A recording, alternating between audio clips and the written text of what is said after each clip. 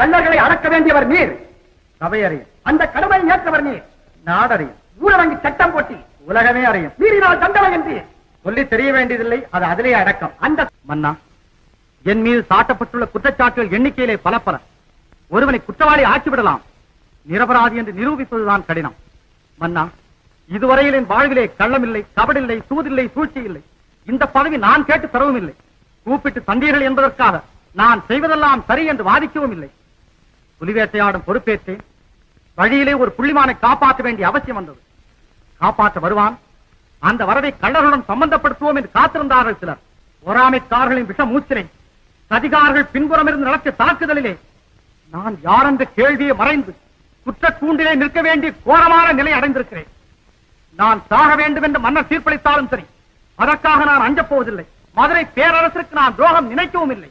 ஏன், துரோகம் எங்கள் பரம்பரையிலேயே இல்லை.